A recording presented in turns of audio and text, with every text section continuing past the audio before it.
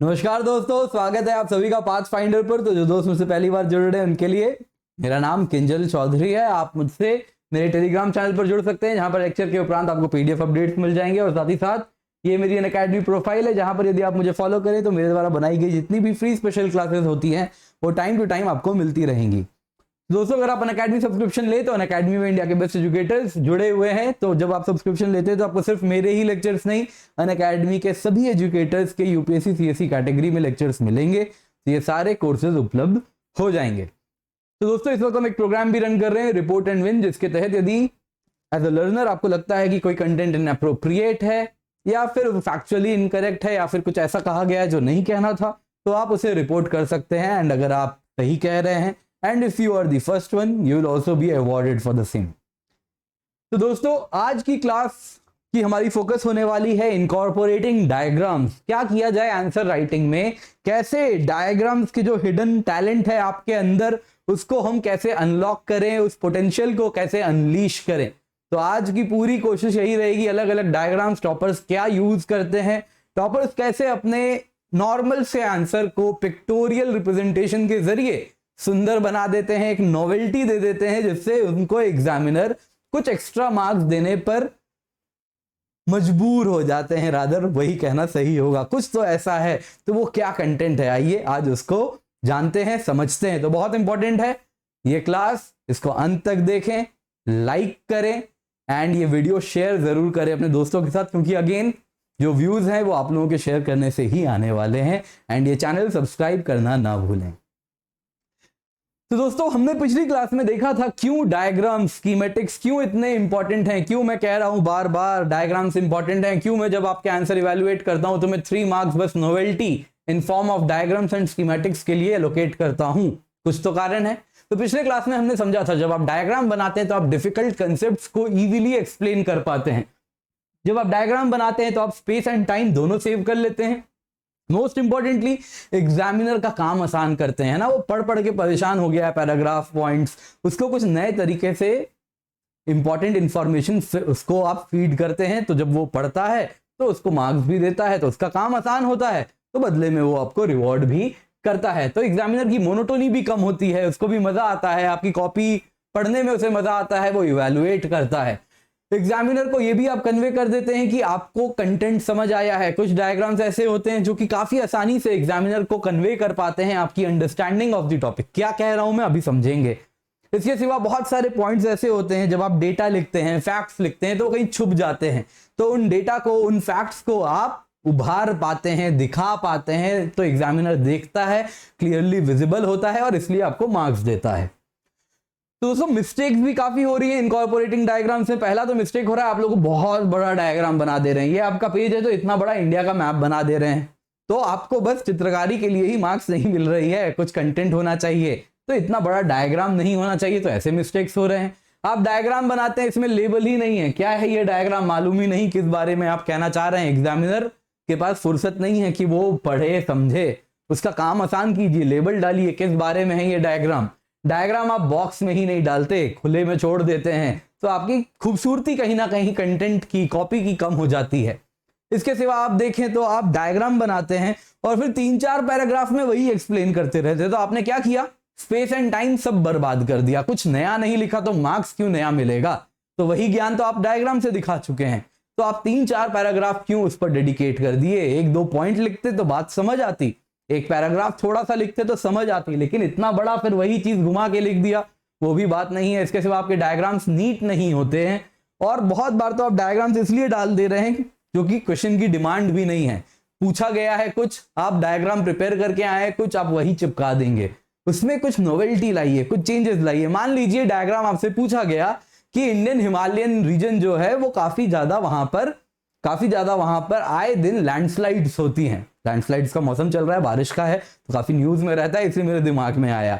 तो इसमें आप अगर पूरे हिमालयाज का बनाने लग जाएंगे, कैसे हिमालय बना, इंडियन प्लेट गई, यूरेशियन प्लेट से टकराई, वेस्टर्न हिमालयाज बने, फिर डोर स्लैम शट मूवमेंट हुआ, इंडियन प्लेट रोटेट किया अपने हिंज पे, अपने एक्सिस पे, और फिर ईस्टर्न हिमालयाज बने, तो ये सब दिखाने से कुछ नहीं होगा। क्या बेहतर होता कि आप सिंपली हिमालयाज, ग्रेटर हिमालयाज, हिमाद्री, हिमाचल शिवालिक बनाते और शिवालिक में ऐसे लेबल कर देते, ये भी वो नहीं है, शिवालिक में ऐसे लाइन से बनाते, ये शिवालिक है, शिवालिक में लेबल कर देते, they are form from loose conglomerate and loose rocks and sand, तो उनके कॉन्ग्लोमरेशन से बना हुआ है शिवालिक्स, तो इस वजह से लैक ऑफ कॉम्पैक्शन, तो इस वजह से ये इजीली फ्रीएबल है एंड इसलिए इजीली टूट जाता है, वल्नरेबल टू लैंडस्लाइड्स हैं, तो उसको टेलर मेड करें जैसा डिमांड है क्वेश्चन के अनुरूप। तो इसको हम समझेंगे दोस्तों।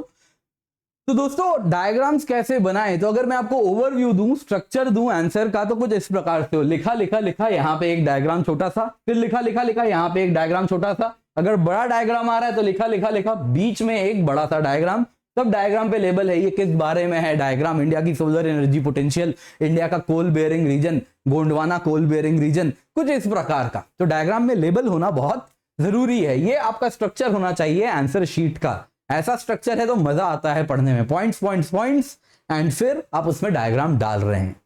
दोस्तों अगर हम डायग्राम देखें तो ये दो प्रकार के हो सकते हैं, एक डायग्राम होता है कंटेंट बेस्ड, ज्योग्राफी में, आर्ट एंड कल्चर में, इकोनॉमी में कैसा डायग्राम जा रहा है, कंटेंट जा रहा है, यानी कि वो डायग्राम कुछ अलग नहीं है, उस आंसर का ही पार्ट है, अगर वो डायग्राम आप नहीं डाल रहे हैं तो आप मार्क्स लूज कर रहे हैं। फॉर एग्जाम्पल अगर क्वेश्चन है हिमालयाज के बारे में, कैसे हिमालयाज बने हैं, तो बहुत जरूरी है आप ये डायग्राम बनाएं, अगर आप ये डायग्राम नहीं बना रहे तो आप आंसर की डिमांड ही फुलफिल नहीं कर रहे, तो जाहिर सी बात है आपको मार्क्स नहीं मिलेंगे। कैसे हिमालयाज के अलग अलग रेंजेस हैं, आप बताएं, अगर क्वेश्चन पूछ रही है तो अगर आप ये नहीं बनाएंगे, खाली लिख देंगे हिमालय के रेंजेस हैं, greater Himalayas, lesser Himalayas, outer Himalayas, trans Himalayas, points में लिखेंगे तो नहीं बात बनेगी, आपको डायग्राम डालना ही होगा। तो दोस्तों ये कैसा डायग्राम है, कंटेंट बेस्ड डायग्राम। तो ऐसे डायग्राम्स होंगे कंटेंट बेस्ड। कुछ डायग्राम्स हैं दोस्तों वो क्रिएटिव कंटेंट है, आप चाहें तो उसको पॉइंट्स में भी लिख सकते हैं, आप चाहें तो उसे पैराग्राफ में भी लिख सकते हैं, पर आपके पास वो क्रिएटिविटी है तो आप उसको कुछ पिक्टोरियल फॉर्म में दिखा पाएंगे यूजिंग स्कीमेटिक्स। तो आज हम इन दोनों पर चर्चा करने वाले हैं। पहले सबसे पहले जिस पर ज्यादा हम एनर्जी एंड टाइम ड्वेल नहीं करेंगे वो है कंटेंट बेस्ड डायग्राम। ये तो आपके कंटेंट का ही पार्ट है, आपने पढ़ा है, उसी वक्त आपने ये सब समझा है, तो आपके आंसर शीट में ये दिखना चाहिए। फोटो खींच लीजिए क्योंकि जैसे ही पीडीएफ बनेगी ये सब उड़ जाएंगे। फोटो खींचिए, 3 सेकंड दे रहा हूं आपको। Okay next, evolution of Himalayas कैसे हुए हैं। यूरेशियन प्लेट से इंडियन प्लेट टकराई है, जाके कोलिजन हुआ है, वेस्टर्न हिमालयास बनने शुरू हुए हैं, डोर स्लैम शट मूवमेंट हुआ है, eastern Himalayas and Purvanchal hills बनने शुरू हो गए।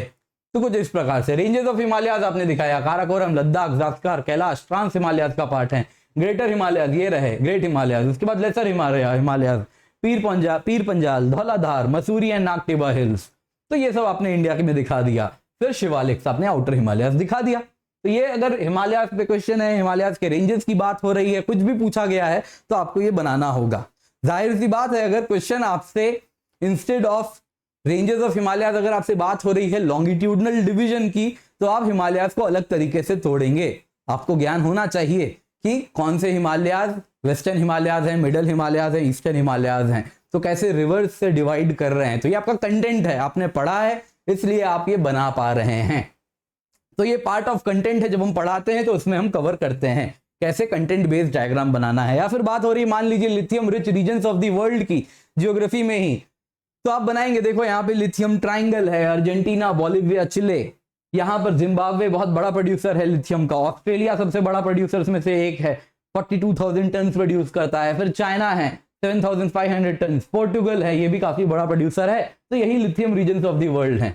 या फिर टेम्पल आर्किटेक्चर की बात करें तो अनुदीप दुरीशेट्टी जी ने बनाया है डायग्राम, काफी ज्यादा फेमस है उनका ये इस प्रकार का डायग्राम, सिंपल सा डायग्राम है, वो बना देते हैं। जब टेम्पल आर्किटेक्चर शो कर रहे हैं आंसर में तो इस प्रकार से डायग्राम बना देते हैं, एग्जामिनर खुश हो जाता है, मार्क्स मिल जाते हैं। तो नगर टेम्पल आर्किटेक्चर क्या है, द्रविड़ टेम्पल आर्किटेक्चर क्या है, तो इस प्रकार से आपको बनाने की स्किल आपके पास भी होनी चाहिए।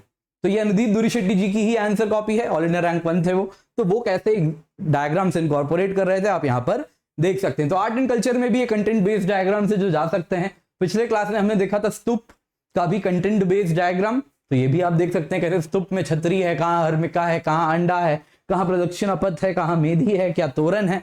तो आर्किटेक्चर ऑफ स्तूप आप इजीली एक्सप्लेन कर सकते हैं यूजिंग दिस डायग्राम। तो जल्दी से फोटो खींच लीजिए।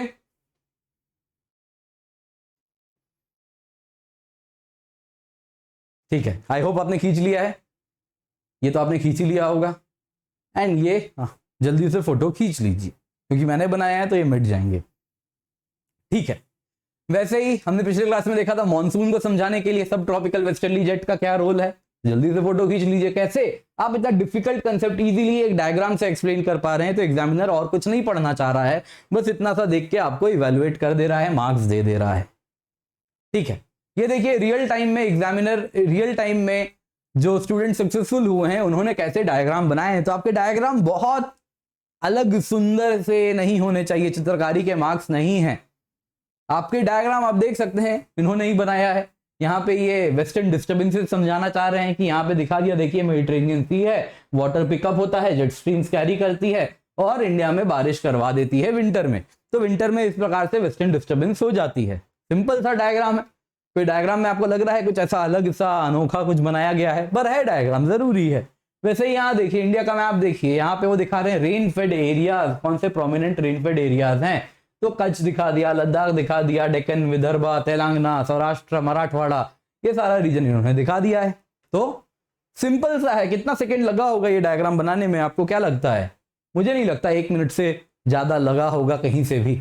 1 मिनट के अंदर बनाया। तो आपके सारे डायग्राम्स आप जब बना रहे हैं वो ऐसे ही होने चाहिए, कंटेंट बेस्ड डायग्राम जो आप 1 मिनट में बना सकें। तो ये क्या एक रात अचानक से एग्जाम के दिन कुछ हो जाएगा, सुपर पावर आ जाएगी, आप अचानक से लिख लेंगे? नहीं, ऐसा नहीं होगा। क्यों आएगा? क्योंकि आप जब कंटेंट पढ़ रहे हैं, आप अपने नोट्स में ऐसे डायग्राम डाल रहे हैं, तो आप नोट्स बार बार जब पढ़ते हैं तो वही चीज रिकैपिचुलेट होती है, वही दिमाग में स्टोर होता है। जब उससे मिलता जुलता क्वेश्चन आएगा तो आप उस डायग्राम को उतार पाएंगे। तो बहुत जरूरी है अभी से जब आप कंटेंट बिल्ड कर रहे हैं अपने नोट्स को इस प्रकार के डायग्राम से रिच कीजिए। एंड बाद में क्या कीजिएगा, टुवर्ड्स द रिवीजन सारे डायग्राम की एक अलग सी कॉपी बनाते जाइए जिसमें सारे डायग्राम्स हैं एक साथ। एग्जाम के पहले बस डायग्राम सारा का सारा देख लेना है आपको। तो ये स्ट्रेटेजी बना के रखिएगा। चलिए, तो दोस्तों ये तो कंटेंट बेस्ड डायग्राम है। इकोनॉमी में भी काफी फैक्चुअल कंटेंट बेस्ड डायग्राम्स आते हैं, उसको भी हम समझेंगे। बट इस वक्त हम चलते हैं कैसे आप अपने आंसर को एक क्रिएटिवली रिच डायग्राम्स की तरफ आप ऐड कर सकें। क्रिएटिव कंटेंट कैसे डालें, कैसे आप सादा कंटेंट को पिक्टोरियल फॉर्म में रिप्रेजेंट कर सकें, और कैसे आप स्कीमेटिक्स इंटीग्रेट करें अपने आंसर में। दोस्तों ये एक स्किल है जिस पर आज हमारा मेन फोकस होने वाला है, क्योंकि मैं चाहता हूं ये स्किल आपके पास आज इंपार्ट हो जाए और आज आप आंसर राइटिंग के चैंपियन एटलीस्ट डायग्राम्स बनाने में हो जाए। आपके आंसर का स्ट्रक्चर बहुत ही ज्यादा सिग्निफिकेंटली इंप्रूव हो जाए, एनहांस हो जाए, बस इस एक लेक्चर के बाद।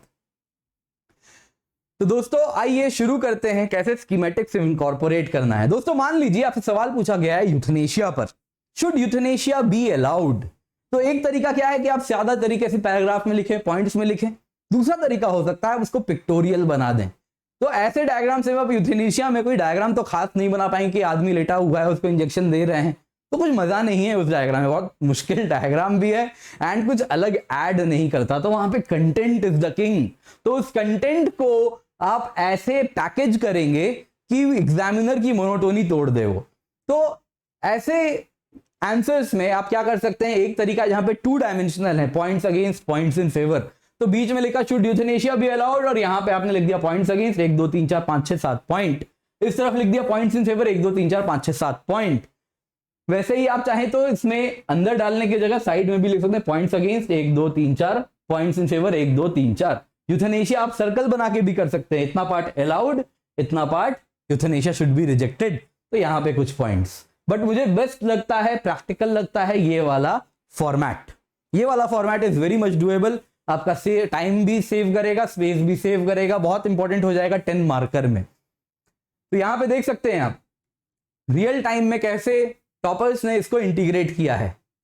तो लेबर मार्केट पॉजिटिव 1 2 3, नेगेटिव 1 2 3, कितनी आसानी से इन्होंने सेम अप्रोच को फॉलो किया है। बहुत सुंदर हो जाता अगर ये डब्बे के अंदर डाल देते, लेकिन बहुत बार क्या होता है कि डब्बा कितना बड़ा होगा वो ध्यान नहीं रहता है, तो इसलिए डब्बे में नहीं भी डालते हैं। तो ऐसे केस में क्या कर देना था, ऐसे केस में क्या करना था आपको याद होगा, पहले भी आपको बताया है।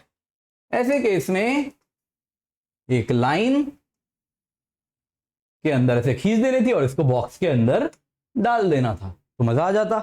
तो अब देखिए, अब देखिए, तो आपका आंसर एक प्लेन मोनोटोनस नहीं है, पैराग्राफ में नहीं जा रहा है, आप इसको कुछ अलग तरीके से शो कर रहे हो। दूसरा तरीका क्या हो सकता है, 10 मार्कर में जब आपके पास ज्यादा पॉइंट्स नहीं है तो आप ऐसे बना दो, स्पेस भी सेव करना है, टाइम भी नहीं है क्योंकि 10 मार्कर है, स्पेस ऑलरेडी कम है, थोड़े कम पॉइंट है, एक पर्टिकुलर पार्ट ऑफ क्वेश्चन पूछा गया है 10 मार्कर में, हो सकता है वो पूरा आंसर आपको 150 वर्ड्स में 10 मार्कर अगर लिखना है तो हो सकता है कि एक पार्ट ऑफ क्वेश्चन है और एक पार्ट भी एड्रेस करना है, तो आप सिंपली ऐसे लिख दो, एडवांटेजेस 1 2 3 4 5, चैलेंजेस 1 2 3 4 5, इस तरीके से भी आप शो कर सकते हैं। लेकिन इसका फोकस कहां पे जाएगा, 10 मार्कर जहां पे आपके पास ज्यादा पॉइंट्स नहीं है। तो जल्दी से फोटो खींच लीजिए,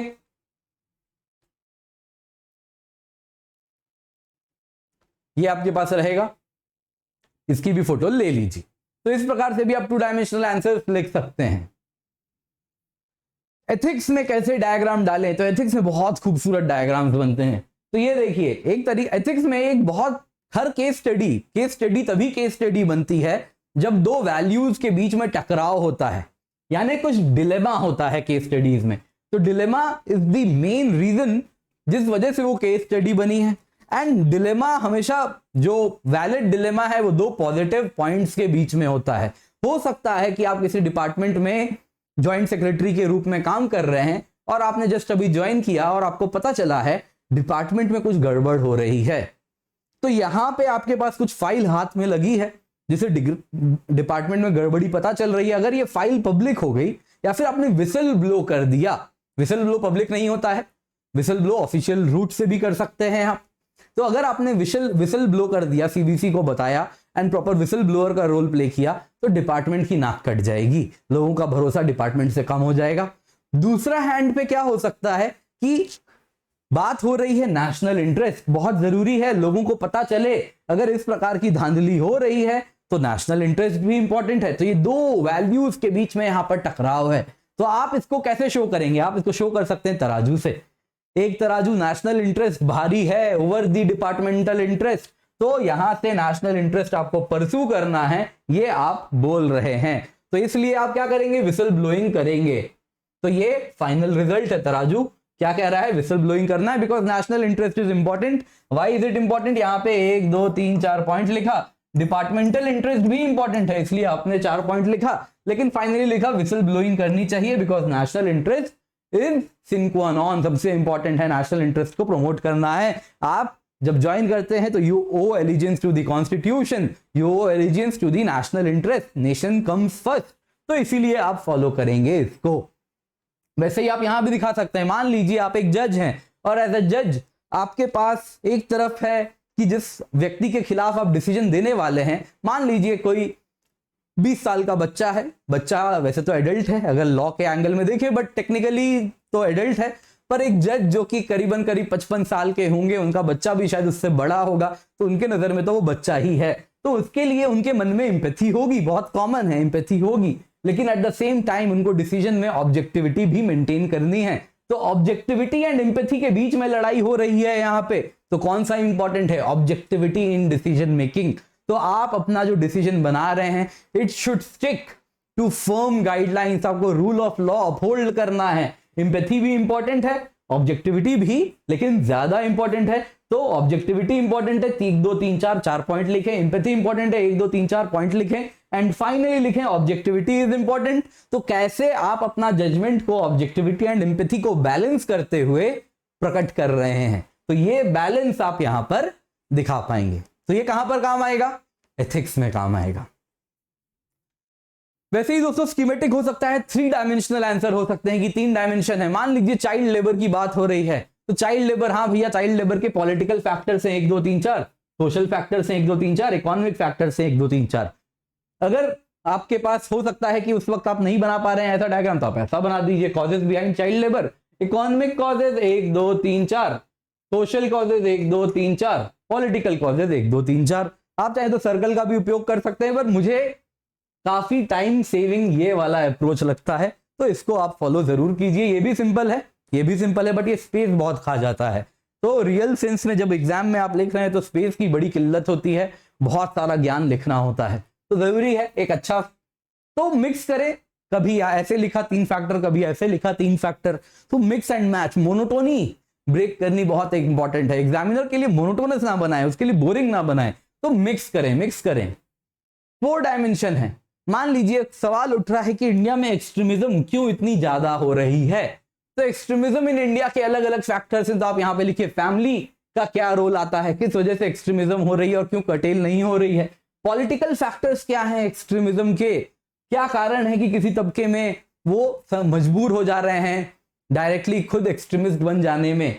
वैसे ही आप यहाँ पे एजुकेशनल फैक्टर्स क्या है, एजुकेशन सिस्टम में क्या कमी आ रही है। रिलीजियस फैक्टर्स क्या है, रिलीजन का क्या रोल हो जा रहा है जिस वजह से लोग ब्लाइंड फोल्डेड हो जा रहे हैं। तो कैसा गलत पार्ट किसी रिलीजन को एक्सट्रीम तरीके से इंटरप्रेट कर दिया जा रहा है जो कि नहीं करना चाहिए। तो इस तरीके से भी एक्सट्रीमिज्म का क्या रोल है, तो वो भी आप इंक्लूड कीजिए। तो इस तरीके से भी आप डाल सकते हैं, चाहे तो एक रोम्बस बना दें और यहां पे सीधा सीधा ऐसे family, polity, economic, educational, religious जो फैक्टर लिखना है लिख सकते हैं।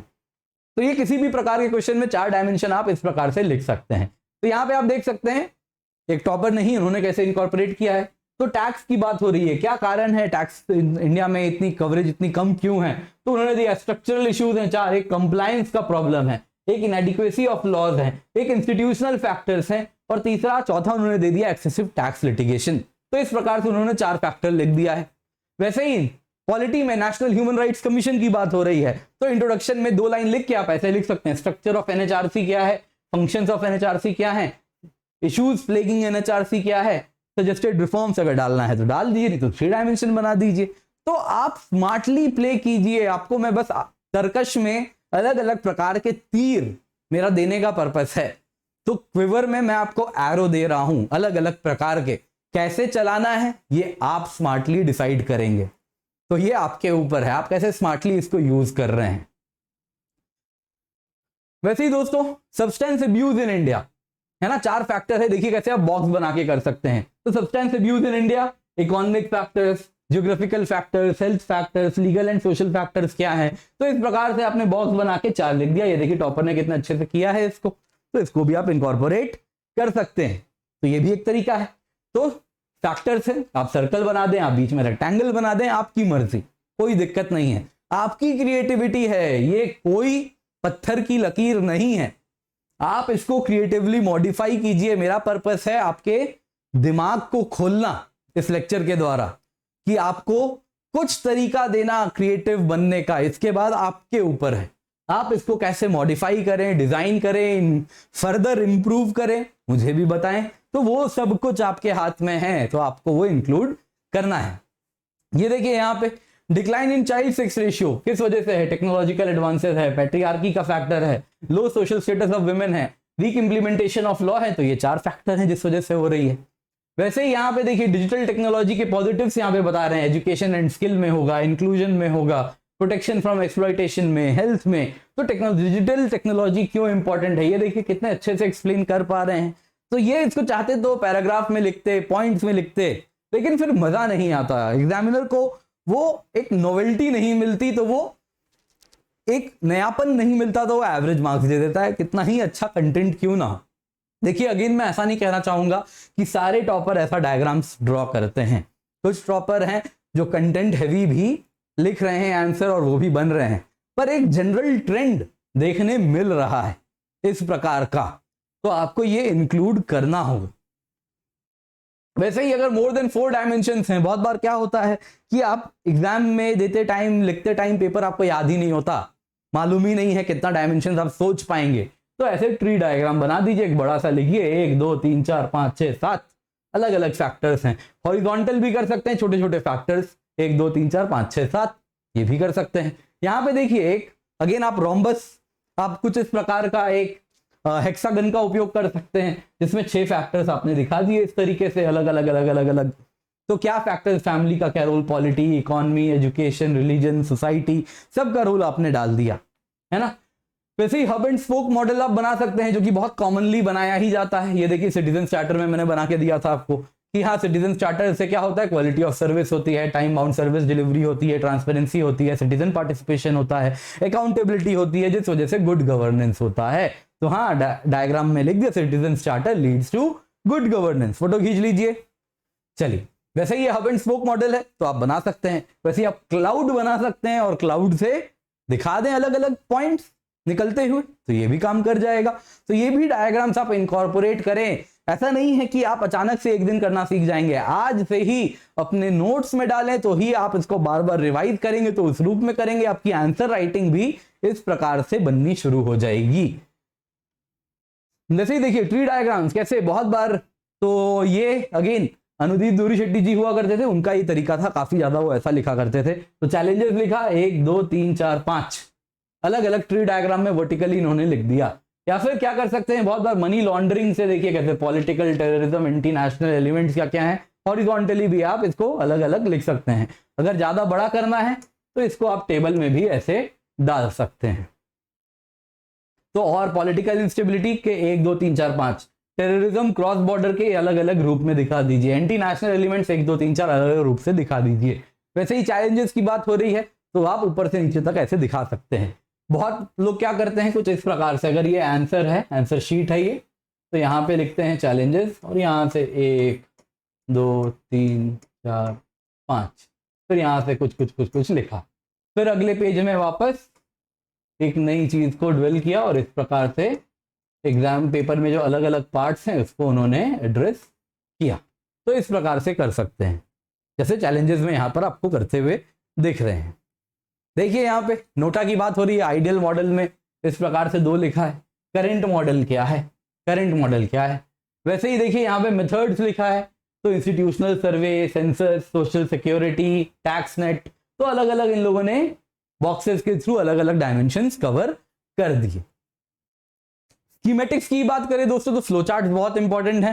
कुछ इस प्रकार के विशेष साइकिल्स भी आप बना सकते हैं, तो साइक्लिक डायग्राम्स बनाएं। तो ये बहुत इंपॉर्टेंट है सोसाइटी के क्वेश्चंस में, क्योंकि एक फैक्टर दूसरी फैक्टर को लिंक करती है। फैमिली, पॉलिटी, इकोनॉमी सब आपस में एक दूसरे से जुड़े हुए हैं, तो उसमें बड़ा इंपॉर्टेंट रोल हो जाता है। वैसे ही एथिक्स में भी कैसे एटीट्यूड बिहेवियर में तब्दील होता है, तो क्या क्या उसमें स्टेक होल्डर्स हैं, तो हाँ फैमिली का रोल आता है, पॉलिटी का रोल आता है, एजुकेशन का, रिलीजन का, सोसाइटी का, रिवॉर्ड्स एंड पनिशमेंट हम क्या इंपोज कर रहे हैं उसका भी रोल है, तो ये भी आप इनकॉर्पोरेट कर सकते हैं। तो एथिक्स में भी बहुत खूबसूरत डायग्राम बनाए जा सकते हैं। तो स्कीमेटिक्स एंड फ्लो चार्ट्स बहुत इंपॉर्टेंट है। आप देख सकते हैं यहाँ पे मैंने ज्योग्राफी में देखा था कैसे अर्बन एंड रूरल स्प्रॉल को cover, rural and urban challenges are the 2 sides of the same coin को हमने कवर किया था पिछले क्लास में। तो आप देख सकते हैं रूरल इन्वेस्टमेंट कम हो रही है, एग्रीकल्चर का क्या रोल है, फिर एग्रीकल्चर क्राइसिस कैसे हो रही है, इस वजह से अर्बन माइग्रेशन हो रही है, इस वजह से अर्बन स्प्रॉल बन रहा है, तो सारा का सारा इन्वेस्टमेंट अर्बन एरिया में हो जा रहा है, इसलिए रूरल एरियाज नेग्लेक्टेड हो रहे हैं और वहां पर again rural problems, urban problems दोनों उभरती हुई दिख रही हैं। फोटो खींच लीजिए, क्या क्या रह गया था फोटो में, ये तो आपके पास होगा ही, ये खींच लीजिए, बाकी तो आपके पास रहेगा, पीडीएफ में आपको मिल जाएगा।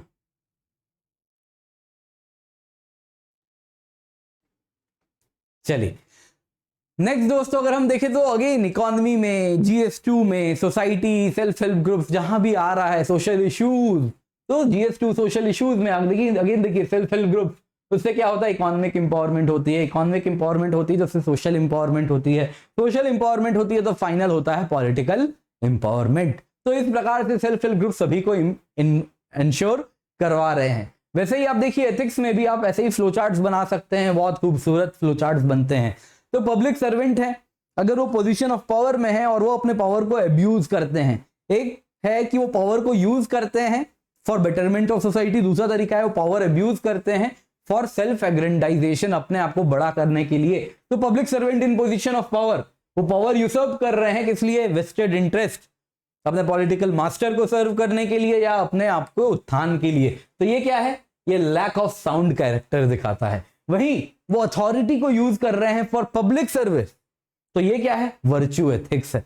तो सेम चीज हो रही है लेकिन एंड गोल अलग अलग है, तो इस वजह से 2 अलग अलग चीजें बन जा रही हैं। तो इस प्रकार से आप एग्जामिनर को इंप्रेस कर सकते हैं। तो अगेन जल्दी से फोटो खींच लीजिए।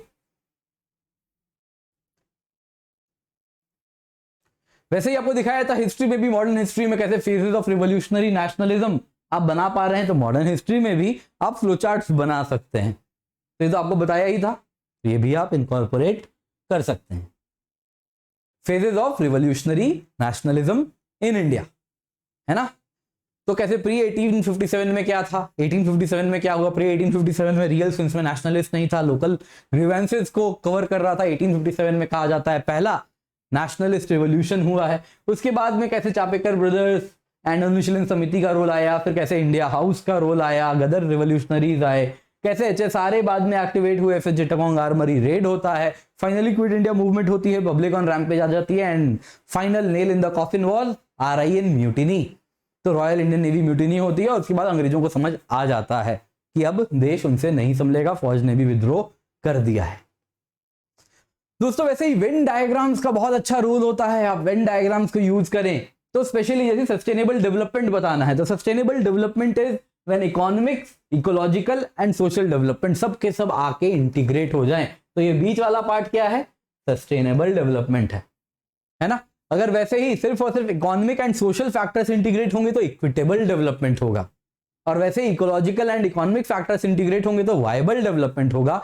लेकिन जब सोशल, इकोनॉमिक, इकोलॉजिकल फैक्टर्स तीनों इंटीग्रेट हो जाएं तो हम पहुंच जाते हैं किस पर, सस्टेनेबल डेवलपमेंट। वैसे ही दोस्तों एथिक्स में होलिस्टिक कॉम्पिटेंस का कंसेप्ट होता है कि एक सिविल सर्वेंट में होलिस्टिक कॉम्पिटेंस होनी चाहिए, यानी कि क्या होना चाहिए, उसके पास वैल्यूज भी हो हाई और साथ साथ स्किल सेट भी हो हाई। तो जब दोनों अटेन हो जाएं, पॉजिटिव में वैल्यूज भी, पॉजिटिव में स्किल्स भी, तो हम कहेंगे holistic competence has been achieved. और अगर कोई व्यक्ति ऐसा हो जिसका स्किल सेट तो बहुत हाई हो लेकिन नेगेटिव वैल्यूज हो तो हम कहेंगे ये क्या है, ये वर्स्ट फॉर्म ऑफ कॉम्पिटेंस है किसी में। ये क्या होता है, ये आदमी शैतान हो जाएगा। अगर हाईली स्किल्ड है लेकिन वैल्यूज उसके बहुत नेगेटिव है तो ये आदमी क्या हो सकता है, हाईली भयानक हो सकता है किसी भी समाज में। तो आप इसमें एग्जांपल दे सकते हैं कि कलाम थे, होलिस्टिक कॉम्पिटेंस रखते थे, वैल्यू सिस्टम भी बहुत हाई थी, हाईली स्किल्ड भी थे। और यहां पे हो सकता है आप किसी आतंकवादी का नाम दे दीजिए, चाहे तो ये आप अब्दुल कादिर खान का नाम दे दीजिए, है ना। वैल्यूज भी कम, चोरी भी करते थे और स्किल्स भी ठीक ठीक थे, तभी साइंटिस्ट भी बने होंगे पाकिस्तान के। तो उनका नाम दे दीजिए, आपकी मर्जी है, ये आपके ऊपर मैं छोड़ रहा हूं। नेगेटिव में आप जिसको चाहें उसको चुन लें। वैसे ही अगर नेगेटिव वैल्यूज, नेगेटिव स्किल्स, तो ये व्यक्ति फेमस ही नहीं होते, ये हमारे लिए खास काम के ही नहीं है। नेगेटिव स्किल्स में है लेकिन वैल्यूज अच्छे हैं तो ये क्या हो सकते हैं, दे कैन बी इंप्रूव्ड। तो अगर सिविल सर्वेंट कैसा होना चाहिए, फर्स्ट प्रायोरिटी किसको देनी चाहिए, हाई वैल्यूज को। स्किल्स तो बाद में आ जाएंगे, स्किल्स तो वो सीख जाएगा व्यक्ति, लेकिन वैल्यूज अगर नेगेटिव हो गए तो यहां से ऊपर जाना मुश्किल है ना। तो यहां से व्यक्ति को इंप्रूव किया जा सकता है। स्किल सेट कम है, कोई बात नहीं, सिखाएंगे, सीख जाएंगे व्यक्ति, लेकिन वैल्यूज अच्छे होने बहुत जरूरी हैं। तो इस प्रकार से आप एथिक्स में भी क्वाड्रेंट के रूप में अलग अलग डायग्राम्स बना सकते हैं। तो स्मार्टली आपको प्ले करना है, आपके तर्कश में बस तीर दे रहा हूं, आपके ऊपर है, ये कहां भी यूज करना है वहां पे यूज कीजिए, आपकी मर्जी है। डेटा कैसे रिप्रेजेंट किया जाए, बहुत इंपॉर्टेंट है। डेटा ही तो हम सबसे ज्यादा याद करते रहते हैं। तो पाई चार्ट्स के रूप में शो करें कि हाँ भाई, irrigation in India, tube well and well 61% है, कैनाल 29% है, टैंक्स एंड अदर्स 10% है। तो यहाँ पे सोर्स जरूर लिखें, कहां से सोर्स लिए हैं, कि कौन से सोर्स आया है, और नीचे इरिगेशन इन इंडिया किस बारे में बात हो रही है। तो इंडिया की बात हो रही है कि अफ्रीका की बात हो रही है कि यूएसए की बात हो रही है, तो जरूर लिखें, लेबल करें डायग्राम को, किस बारे में बात हो रही है, क्या कैनाल, इरिगेशन कितना है, तो एग्जामिनर समझ जाएंगे। वैसे ही रोड टू 5 ट्रिलियन इकोनॉमी, तो यहाँ पे आप देखिए 2016 में 2 ट्रिलियन करीब थे, 18 आते आते 3 ट्रिलियन पहुंचना शुरू करने लगे, 2.8 करीब। फिर 2020 में वापस क्या हुआ, यहाँ पे लिख दीजिए, कुछ कोविड ब्रेक आया, कोविड की वजह से इकोनॉमी ग्रो नहीं की है, तो वापस उतने पे ही अटके हुए हैं। और अब हमें अगर 5 ट्रिलियन इकोनॉमी पे जाना है तो करंट रेट पे तो 2025 तक हम हार्डली 3.5-4 ट्रिलियन के आसपास से ज्यादा नहीं जा पाएंगे। 3.5 ट्रिलियन के आसपास अटक जाएंगे, 4 ट्रिलियन के आसपास समझ पकड़ अटक जाएंगे। लेकिन अगर 5 ट्रिलियन बननी है तो 12.4% ग्रोथ रेट हमें शो करना होगा। तो ये क्या है, फ्यूचर प्रिडिक्ट कर रहे हैं ना, तो आप इसको डॉट डॉट डॉट डॉट करके दिखाएंगे, है ना, ब्रोकन लाइन के थ्रू दिखाएंगे, तो ये आप शो कर सकते हैं। तो आपके आंसर में क्यों एक नोवेल्टी अगर परोसेंगे तो क्यों मार्क्स नहीं मिलेगा। तो अगेन सोर्स बहुत जरूरी है, डालें और ऊपर label road to 5 trillion economy. आपको दिखाया था ऐसे ही कल मैंने, पिछले क्लास में, मतलब मैंने why India workforce need structural transformation, तो शेयर ऑफ वर्कफोर्स क्या है, कंट्रीब्यूशन टू जीडीपी क्या है, और यहाँ पे सोर्स कहां से डेटा आया। तो इस तरीके से दिखाया, हाँ इंडिया के वर्कफोर्स को स्ट्रक्चरल ट्रांसफॉर्मेशन की आवश्यकता है। फोटोज खींचे आपने, याद दिलवाना पड़ रहा है, ये तो आपने खींच ही लिया होगा, ये खींचा, चलिए जल्दी से खींचिए।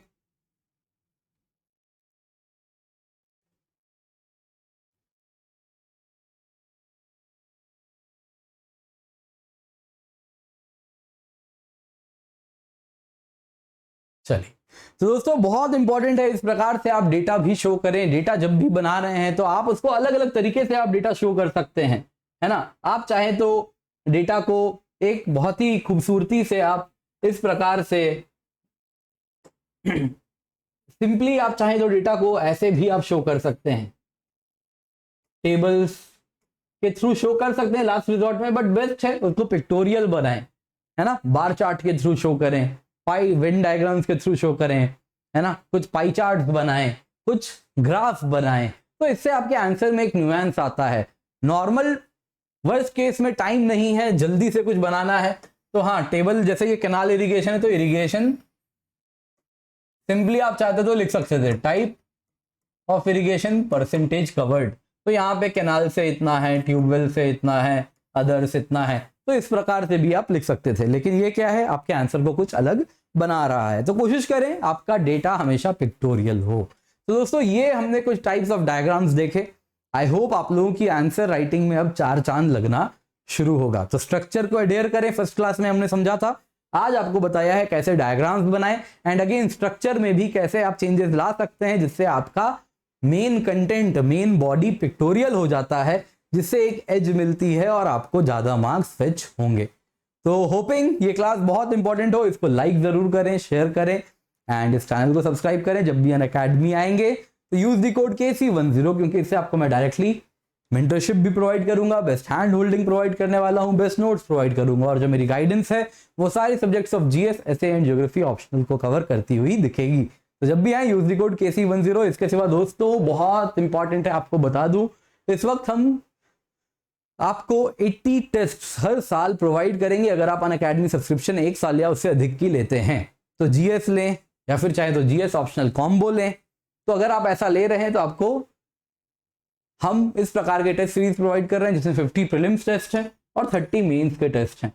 दोस्तों प्लस में भी 30 के मेंस टेस्ट हैं, ये भी आपके इवैल्यूएट होंगे अगर आप प्लस सब्सक्राइबर हैं तो भी। ऐसा नहीं है सिर्फ आइकनिक में ही मेंस टेस्ट इवैल्यूएट हो रहे हैं, प्लस में भी हो रहे हैं। बस आपको टाइम पे लिखना है आंसर और टाइम पे आपकी इवैल्यूएशन हो जाएगी विद इन अ वीक। तो इस वक्त दोस्तों 50 प्रीलिम्स टेस्ट है, इसमें 20 फुल लेंथ टेस्ट होंगे, 12 सेक्शनल टेस्ट हैं, 18 टॉपिक वाइज टेस्ट होंगे और 30 मेंस टेस्ट होंगे। दोस्तों 30,000 वर्थ की सब्सक्रिप्शन आपको फ्री मिल रही है, बस अभी मिल रही है।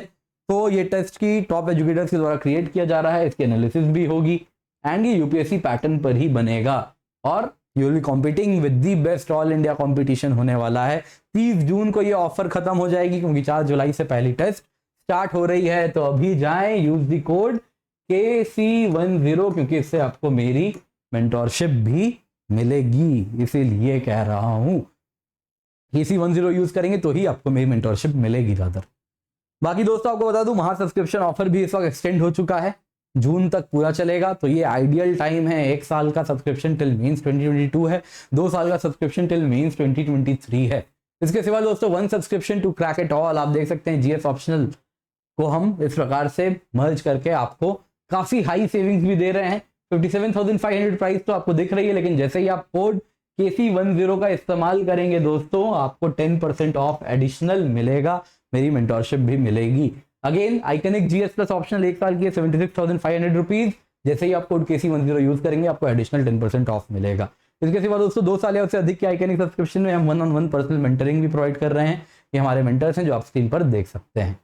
इसके सिवा दोस्तों हम आपको लोन्स भी प्रोवाइड कर रहे हैं, 20 बुक्स भी हिंदी में भी प्रोवाइड की जाएंगी अगर आप हिंदी माध्यम चुनते हैं तो इसको नोट्स आपको मिल रहे हैं, ये भी आपको हम प्रोवाइड कर रहे हैं फ्री ऑफ कॉस्ट, तो इसका हिस्सा बने। बाकी आपको कॉस्ट बता दूं, अगर आप सिर्फ प्लस सब्सक्रिप्शन लेते हैं 2 साल की 64,800 कॉस्ट है after using the code KC10। Iconic subscription लेते हैं विदाउट ऑप्शनल कॉम्बो 2 साल की है 1,04,175 रुपए after using the code KC10।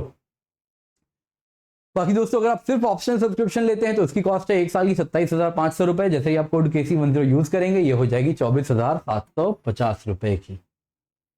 बाकी दोस्तों 23 जून से नए बैचेस भी स्टार्ट हो रहे हैं, आप स्क्रीन पर देख सकते हैं। एंड ये सारे बैचेस का हिस्सा बन सकते हैं आप अगर आप Unacademy subscription using the code KC10 लेते हैं। एंड फ्री टेस्ट सीरीज भी है तो आप जानते ही हैं, तो KC10 से इसे अनलॉक करें। And most importantly Unacademy combat India का सबसे बड़ा स्कॉलरशिप टेस्ट है, तो उसका हिस्सा बने using the code KC10 enrol करें। Thank you so much for joining, have a great day.